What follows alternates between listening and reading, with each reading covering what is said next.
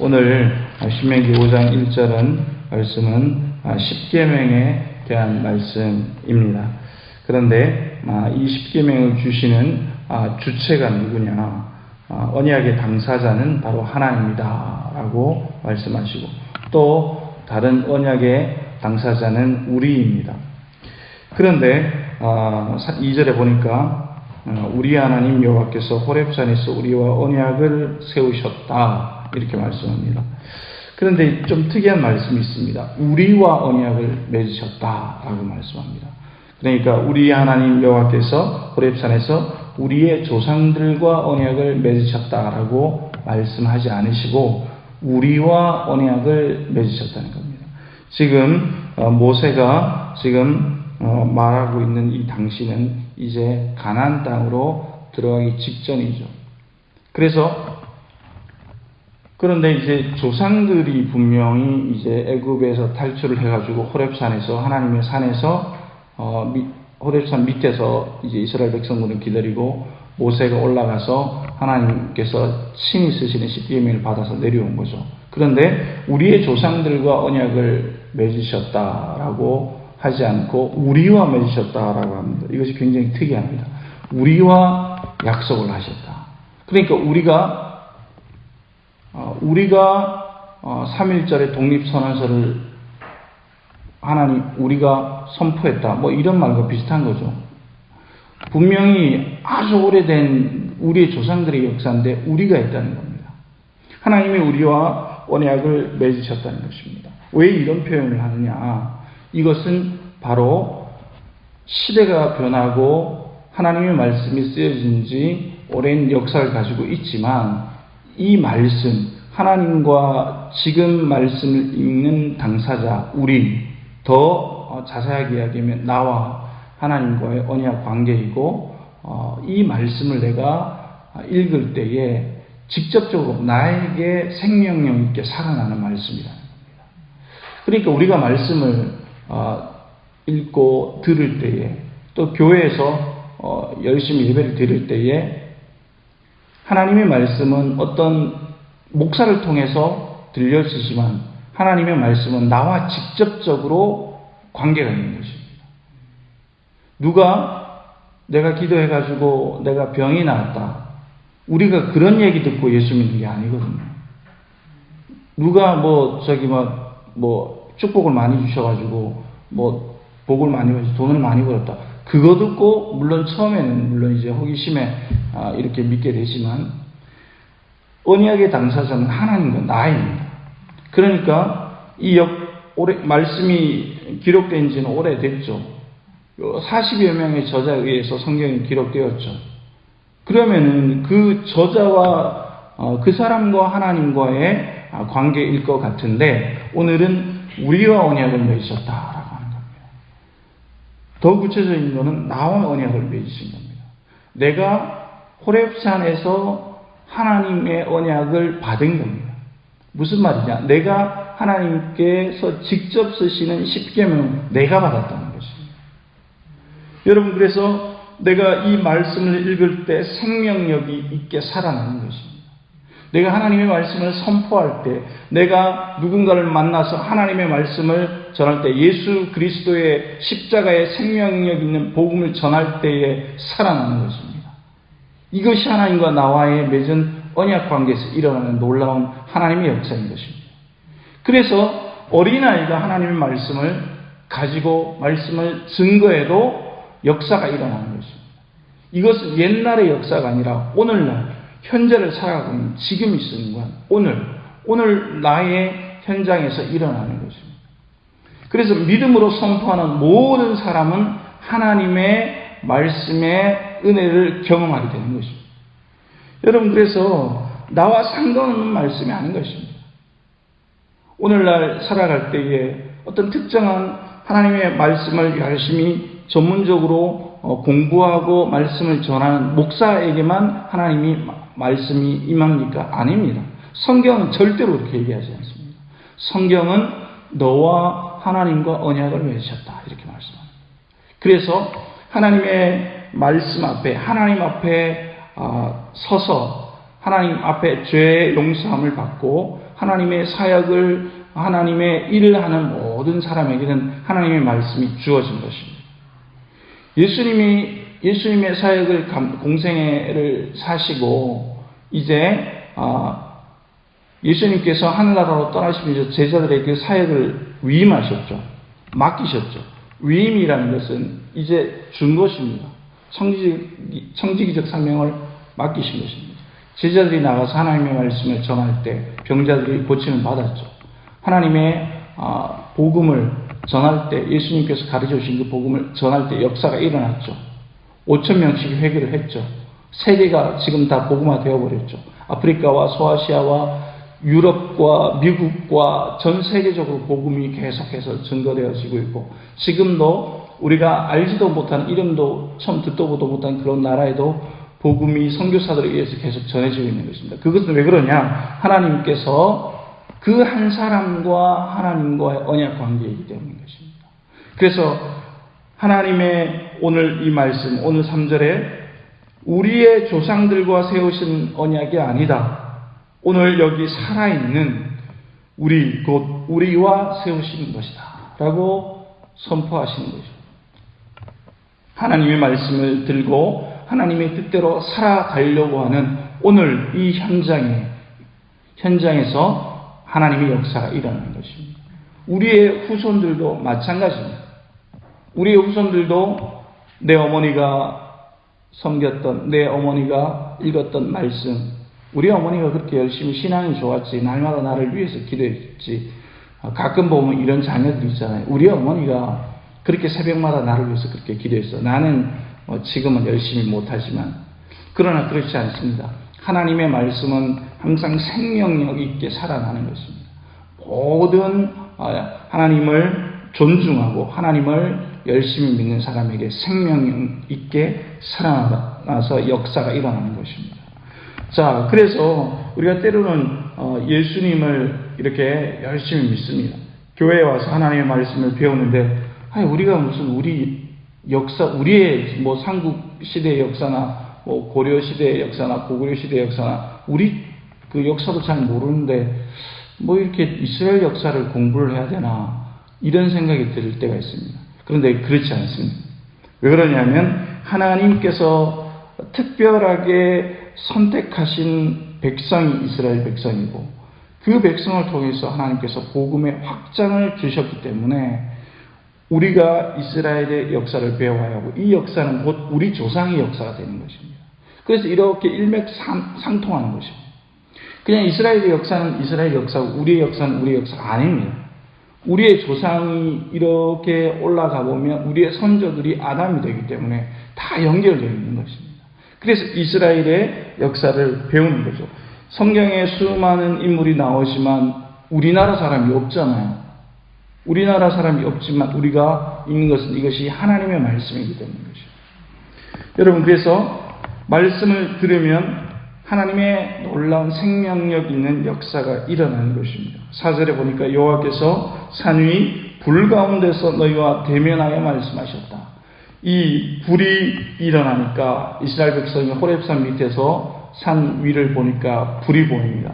그러니까 겁이 나서 아무도 거기에 올라가지 못합니다. 그럴 때 모세가 올라가서 하나님과 대면하게 되는 것입니다. 하나님과 대면하여 하나님께서 직접 쓰시는 십계명을 받아서 내려오게 되는 것입니다. 모세는 이스라엘의 중보자가 됩니다. 이스라엘 백성들이 불이 붙은 산 위에 올라가지 못하고 있을 때에 모세가 올라가서 하나님과 대면하고 하나님의 말씀을 전해주게 되는 거죠. 신약 시대가 되면서 예수님께서 하나님께서 직접 이 땅에 오시면서 우리의 중보자가 되셨죠. 그래서 하나님의 말씀을 우리에게 직접 전해주신 것입니다. 우리에게 알게 해주신 것입니다. 그리고 어떻게 말씀을 하시느냐? 내 하나님, 이렇게 말씀합니다. 내 하나님. 6절에 보니까 나는 너를 애굽 땅 종되었던 집에서 인도하여 낸 내 하나님. 여기서 내 하나님이 뭡니까? 너의 하나님이죠. 너의 하나님이다. 그러니까 하나님과 이스라엘, 그리고 하나님과 나, 지금 이 말씀을 듣는 나라는 존재가 별개의 존재가 아니고 조상의 하나님도 아니고 누군가의 하나님도 아니고 바로 너의 하나님이다 라고 말씀하는 것입니다. 너의 하나님이다. 너의 하나님임을 늘 기억하라는 것입니다. 교회 갔더니 목사님 말씀을 전하기 때문에 목사님의 하나님이 아닙니다. 뭐 장로님의 하나님도 아닙니다. 누가 은혜를 받아서 누가 복을 받은 누군가의 하나님도 아닙니다. 나의 하나님. 그러니까 모세는 너의 하나님이다 라고 말씀하십니다. 그리고 조상들의 하나님도 아니다. 조상과 언약을 맺으신 것도 아니에요. 실제로는 조상과 언약을 맺으신 거죠. 그렇지만 너와 맺은 언약 관계다라고 말씀합니다. 그러니까 하나님께서는 각 개인과 다 계약을 하신 거예요. 각 개인과. 인류의 모든 예수 그리스도를 따라가는 모든 사람과 계약을 체결하신 것입니다. 계약 당사자와 계약의 효력이 발생하는 거잖아요. 조상들과 언약을 맺었기 때문에 조상들과 언약의 그 계약의 효과가 나타나는 것이 아니라 나와 언약을 맺었기 때문에 나와 계약을 하셨기 때문에 내가 그 언약의 당사자인 것입니다. 그렇기 때문에 나에게 복을 주시는 겁니다. 그래서 무슨 말씀을 하시느냐? 우상을 숭배를 하면 8절 이하에 나오는데 새긴 우상을 만들지 말고 위로 하늘에 있는 것이나 아래 땅에 있는 것이나 땅 밑 물속에 있는 것에 어떤 형상도 만들지 마라 라고 말씀하시고 9절에 여호와께서는 질투하시는 하나님이다 라고 말씀합니다. 그런데 너희들이 하나님을 똑바로 섬기지 못하면 나를 미워하면 그 죄가 아버지와 아들과 3, 4대까지 이른다 라고 말씀합니다. 그리고 10절에 나를 사랑하고 내 계명을 지키는 자에게는 1000대까지 은혜를 받는다.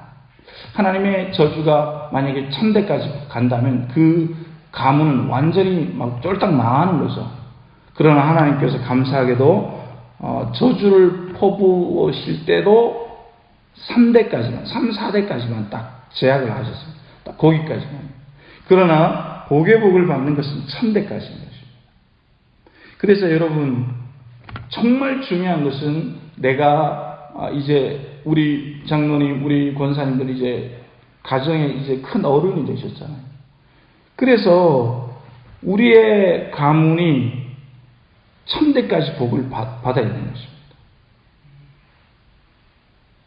우리가 가정 모두가 예수 잘 믿고 사회적으로도 인정받고 잘 먹고 우리 모두가 뭐 사람들이 잘 먹고 잘 사는 겁니다. 근데 이 신앙적으로 잘 먹고 잘 사는 것은 하나님을 잘 섬기는 것입니다. 그러면 우리가 1000대까지 복을 받는 것입니다. 그러나 이것을 어떻게 알 수 있느냐? 미국에 혹은 우리나라에 실제적으로 이것을 추적해 보니까 실제로 이런 일들이 일어납니다. 미국의 유명한 청교도의 후예들이 하나님을 잘 섬기는 가문을 추적해 보니까 실제로 이런 일들이 일어납니다. 예수를 잘 믿은 이 조상이 있는 가문, 그리고 그 후손들이 예수님을 잘 믿는, 하나님 믿는, 하나님께 예배를 잘하는 가문들은 그 가정에서 변호사도 나오고 정치인도 나오고 뭐 그렇게 나옵니다. 그러나 예수를 잘 믿고 하나님 믿지 않는 그런 그런 가정들을 보니까 늘 가문에 문제가 많다는 겁니다. 범죄인이 나오고.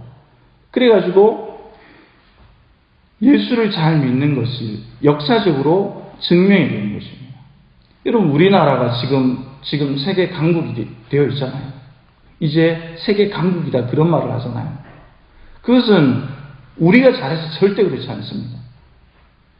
우리에게 복음이 전해졌던 130여 년 전에 우리의 조상들이 피를 흘리면서, 피를 뿌리면서 이 조선 땅, 극동 지역에, 동쪽 끝에 있는 땅, 이 땅에 피를 뿌리면서 복음을 받아들이고 조선 후기에 핍박을 받으면서 예수를 믿었던 것입니다. 그래서 그분들을 통해서 그분들이 선교사들에게 복음을 전해 듣고 그들이 목사가 되고 또 그분들이 또 교회 중직자들이 되고 그분들이 사회에 나가서 정직하게 일하고 그러면서 경제가 발전하고 병원이 세워지고 그렇게 한 겁니다. 교육이 사회 정화운동이 일어나고 나라 전체가 독립운동에도 예수 믿는 사람들이 아주 많이 참여를 했잖아요. 그래서 우리가 계속해서 복을 받고 있는 겁니다. 그런데 중요한 것은 계속해서 앞으로 복을 받아야죠. 대한민국이 복을 받는 비결은 하나님을 잘 섬기는 것입니다. 그런데 나라 전체로 국교가 된다 할지라도, 미국은 국교가 기독교잖아요. 그런데 국교가 된다 할지라도 가장 중요한 것은 가장 작은 단위는 가족입니다. 가정이라는 단위죠. 그래서 가정에서 어른들이 믿음을 잘 지키고 믿음을 잘 전해줘야 하는 것입니다. 어른들이 나만 잘 믿고 나만 복받았다, 너네는 알아서 해라 이러면 정말로 무책임한 것입니다. 어른들이 믿음을 잘 전수해주고 자녀들이 믿음 생활을 못하면 그것을 지도해줘야 됩니다. 그냥 직장생활 잘하고 그냥 아이들 잘 놓고 손자 손녀를 잘 놓고 산다, 그걸로 끝이다. 절대로 아닙니다. 그렇게 잘 사는 것처럼 보이지만 그 후손이 일어나고 그것이 굉장히 중요하다는 것입니다. 그 후손의 후손도 계속 복을 받아야 되잖아요. 예수 잘 믿어야 되잖아요. 하나님께 은혜를 받아야 되잖아요. 그 후손들도 하나님과의 언약 관계가 되는 것입니다. 여러분, 그래서 우리는 천대까지 복받기를 예수님의 이름으로 축복합니다. 이번 한 주간을 살면서 또 오늘 하루 살아가면서 주님, 나의 그런 막중한 책임이 있습니다. 그리고 우리 가문뿐만 아니라 내 이웃에 사는, 내가 친하게 지내는 그 사람들도 복을 받아야 되잖아요. 제가 우리 여기 공안에 와서 느끼는 게 뭐냐면, 영월에서도 그걸 느꼈는데, 강원도 사람들이 친절한 것 같지만 고집이 세다라는 것을 많이 느낍니다. 우리 권사님들 이렇게 말씀을 나눠봐도 다 그런 걸 느낍니다. 그런데 그 고집보다 더 강력한 것은 하나님의 말씀이거든요. 그 사람들도 복을 받아야 되는 겁니다. 사회에서는 경쟁하고 사회에서는 나만 잘 먹고 잘 살면 된다라고 하지만 우리는 그렇지 않습니다. 우리 모두가 잘 먹고 잘 살면 되는 것이죠. 우리 모두가 복을 받아야 되죠. 우리 구한 땅이 복을 받아야 되죠. 정선이 복을 받아야 되죠. 강원도가 복을 받아야 되죠. 이 복도 자꾸만 영향력이 있게 퍼져가는 거거든요. 우리 교회가 복받는 모습을 계속해서 보여줘야 되는 것입니다. 여러분, 그렇게 멋진 하나님 잘 섬기는, 하나님과 뜨겁게 동행하는 오늘 하루가 되시기를 예수님의 이름으로 축복합니다. 기도하시겠습니다.